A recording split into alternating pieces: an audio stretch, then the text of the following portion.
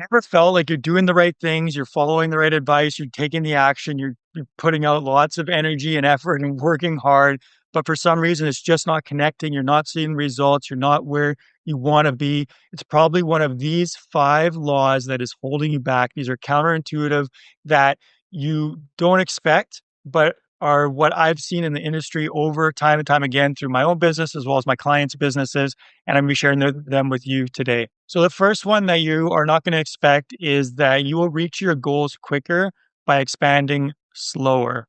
And that's very counterintuitive. That's very against what most people talk about. They tell you you want to grow fast, you want to load up on your marketing and leads and grow this gigantic business as quick as you can. The problem is you build it too fast, it falls over. The more you grow, the more inefficiencies are going to come up in your business. So if you've got problems right now, when you grow, you're going to have twice as much problems at least. Usually it's a multiple effect. So the larger you grow, the more problems are magnified, the more poor financials are magnified. So if you're not making money while you're smaller and you want to grow double, triple, quadruple in size, you're just going to be making that much less more money, and you're actually your overhead is going to go up and your profitability is generally going to go down as you grow and scale. So that's why you need to be very intentional with your growth and not just push for revenue, push for larger projects. Yes, it feels good to get that money in the bank account, but if your business isn't set up, if you are not set up as a leader, as someone who's experienced and knowledgeable about how to operate this larger business, it can quickly fall apart. I've had this happen to me. It sucks. And that is why it's better to grow sustainably in a slower fashion. Get your systems in place. Take the time to make sure your margins are high before you start wrapping up. It's much better to do half the revenue. It's like I'd much rather be running $1 million contracting company that has good margins and is putting money in my pocket. It's much easier to manage, and you need less people, less overhead than a 2 million or $3 million contracting company where the margins shrink. There's much more people to take care of, and it just becomes this mess if you do it in the wrong way. With growth too, you still want to be pushing the accelerator to build sales, build marketing, build leads, but you want to be selling your jobs at a higher margin. You want to not meet that demand. You want lots of demand. You want that lineup out the door for your services. You've got all these people waiting to do business with you, but you want to cap it so that you can grow sustainably and you can charge higher margins. All right. Second point here, counterintuitive law is free estimates are not free. And we call them free estimates. We know that it's sort of a way to get in the door with clients, and everybody else is providing free estimates. And this is a beautiful marketing tactic. I feel like it's kind of soured the industry to some degree because everybody is providing something different. Like, what is a free estimate? Is that just a ballpark, like square footage? Yeah, you want 200,000 or 2,000 square foot home. We charge $300 a square foot or 400 or whatever. Is that an estimate, or is it a detailed, broken down, itemized estimate? And all these different contractors are providing these different things. And you have to realize that there's a point where you are wasting time, you're wasting money, and you're doing all this work for free, and you haven't got any buy-in from the client. There's no obligation for them to do anything for you. So you're running and jumping through these hoops and doing revisions and all this work for free, and the client is not going to respect you necessarily for the services that you're providing because for them it's free. What do they care, right? They'll just go to the next guy and get another free estimate. So if you can charge for your estimating, great. What the way that I would suggest you set this up is, yes, provide a free estimate, but you need to have an estimating system where it's very easy to get like a ballpark estimate that's within 20% and give them a range. So yeah, that's great. This is a project you want to do. Run some quick numbers. It should not take you more than 20, 30 minutes to put numbers together, even for a larger project. Give them a scope range. This is going to cost you new home, 500 to $600,000 for your new home or whatever it may be, right? Give them that range pretty easily. You can put it on paper if you want to make it look good or what have you. and then let them know that the next step in order to get dialed in numbers is to get a pre-construction service agreement in place. So you want to get them to the next step and you want them to be paying for a detailed estimate, pay for package this as a pre-construction package.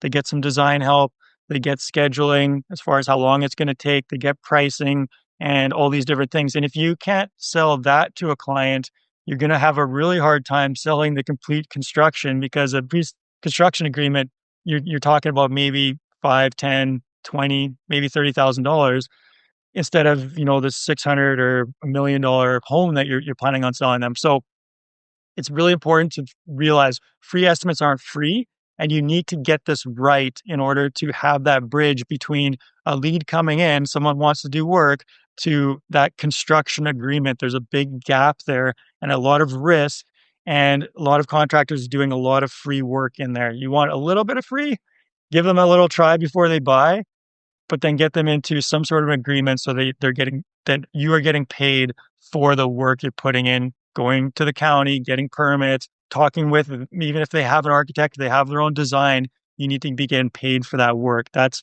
what a reputable contractor will do. And you need to be able to sell yourself as a professional to give them that assistance. So, making sense? All right, moving into point number 3. If you want help with building the systems in your business and know how to do this properly, check out the link in the description below. Below this video is a description. We've got a free masterclass on how to build systems in your business, where to start, how to get them in place, how to get them implemented. So, point number 3 here, brand is more critical than marketing. I see a lot of general contractors, and again, I'm not on my high horse here. I did this exact same thing.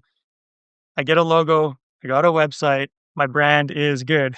No, it's not. That's a very, very small part of your brand. If I hold up a picture here of somebody, they've got whatever, they are how they look. They look like me, right? Picture. How much can you know about that person from a picture? Very little. You can see how they're dressed, you can see what they look like. That's about it. What do they like? What do they know? What do they do? How do they sound? How do they speak? All these different things that you just don't know from a picture. And that's what a lot of people think is a brand, is how things look. It's not. It's how it feels. It's the personality of your business. There's so much more that goes into a brand. And you're trying to sell people on this picture of you, saying, trust this picture. Like you're saying all this stuff about this picture, and there's no feeling there. How are they going to trust a picture? They don't know that person. They haven't talked to them. They don't know what it looks like, right? So there's all this branding that goes into place before the client even speaks to you, that sets the stage, that sets the value, that sets the trust, that it's all so critically important. And you need to know who your ideal client is, what they want, what's the pain points, what they're embarrassed about, what they're afraid of, why they would reach out to you over somebody else. There's all this stuff that goes into branding, as well as like, why are you different? Are you just like another contractor in the crowd, or is there something specifically different about you, of the reason why you can, are more valuable or charging more? And the reason that the branding is so important is because it's going to bring your marketing costs down. It's going to make your marketing more effective. The leads that come in when they contact you are going to be warmer because they already see your value. They know that you're aligned with like the type of work they want to do. And it can feel scary to like narrow your niche or nail your niche down, because it's like, well, what about all the people over here, or the people over here that may want, this type of work or that type of work? You can still do work for those people. But if you're talking to the masses and you're like, we do general contracting and we do it all, you're going to get these leads from everywhere. Your operations are going to be a mess, because now it's like, we're doing this type of work, and now we're doing this type of work, and we're working over here, and now we're working over in this location, we're in this city, in that town, and whatever, right? So you need to refine your brand and get that in place. Make sure that is tight and solid, and work as hard on your brand as you do on your marketing, and you will see that exponential growth that you're looking for. All right, number 4, this is my, I'd say, favorite one. Let me know in the comments, what is your favorite point that I've made so far? There's 5 of them, so let me know your favorite one. Number 4, systems are easy. A lot of people think systems are hard. Technology is hard, like building out these processes and systematizing a business is difficult. There's some difficulty in it, but the system and getting contracting business systemized is actually quite easy. especially nowadays with all the AI and free information online, you've already got systems in your business. Your entire business is a system right now. It's just maybe not a very good one. And the big problem is the implementation is hard. So you need to separate those. People get those things mixed up. They think it's one and the same. There's the system, which is the process on paper, on in your software, the way things run. That's pretty easy. It's you build houses. That trust me, that's much harder than building a system in a business because it's just step one, step two, step three. This is how we do it. And then from there, you optimize. The difficult part that comes into play is implementation, getting people to use this and creating a system that anybody can use. That's the beauty of like a McDonald's. It's, any teenager off the street can come in, they can get trained up and they can run this system that's like a multi-billion trillion dollar business, whatever it is, right? That is your business. The system is one thing, and yeah, it'll improve over time. You can get the SOPs, you can get the software. There's all sorts of great solutions out there. The difficult thing is with the implementation. And the things you want to be thinking about with implementation is that it's going to be a little bit of a grind. There's going to be friction. You just need to get started with it and get something in place. You already have a process. You know how you do a process. Just put it on paper, get the system in place. That's kind of the easy part. And then just realize that the hard part is then utilizing with your team, figuring out what works, getting feedback, staying on their ass to say like, we need to be using this. We need to get on board with this. You might get pushback, whatever, right? So that is the hard part. And then the other thing with implementation, it's not just like the people that need to be using it, but it's how these processes work together. And that's another disconnect.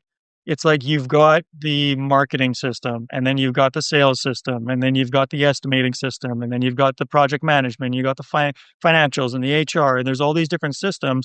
Getting them in place, not overly difficult, having them work together so that one seamlessly flows into the next, and having the right roles in your company of people to facilitate those systems, that's where the difficulty is in. So I just want to clarify that with you and give you some insight as far as from like a macro meta view that the individual systems are fairly easy and you should be able to get those in place. They may not be great, but getting something in place is very doable. The the big thing is how do this all connect? So that's where you need to work on figuring out how do they all connect and how to get that in place. And of course, this is what we do all day, every day. We help contractors systemize their business, build it out, implement it with their team, build training around it, give you the foundations, give you the documentation, everything you want. So if that sounds good, check out the masterclass below, and there's links in there of how to get connected with us. All right, number 5, moving on. So we've got the final point here. Hustle kills progress. We live in a hustle culture. You see the gurus online. You got to work harder. You got to push. You got to work, 20-hour days and all this stuff. And that'll get you only so far. And the problem with this is you end up shoring up the success of your business with your hustle. And when you start to step back or you want to step back and you get burnt out, your business is too reliant on you hustling every day, and you've got this like bad habit of just pushing harder and working harder. Something's not working. I need to jump in there. I need to work harder like a workhorse instead of building a system, building a team, building leadership, building your communication skills, educating yourself, getting direction, adapting, learning, doing all of this stuff that is what your business actually needs, but you keep pushing and working harder and all this stuff, which is actually making it harder for other people to be able to do those jobs in your business. You need to be able to detach from your business and stop working hard, fixing and filling all these holes. If there's a hole, if there's a reason why you're spending 20, 30, 40 hours a week on estimating, or if you're still in the trenches doing project management and talking with clients and dealing with quality issues and dealing with the warranty and the banking and the this and that and everything else, you need to stop. You need to stop right now. You need to get a hold of yourself, and you need to start figuring out very precisely what do I need to put into place? Who do I need to talk to? Who can fix this for me? What can I do to stop working so hard, stop hustling? There's also the psychological thing that when you're drained, when you're down, when you're just every in the day to day, your brain is always on that level of like, I need to do stuff, I need to do stuff. And usually you're doing the easy things and you don't have that space to do the hard things, the real hard things. There's hard work and then there's doing work that's hard.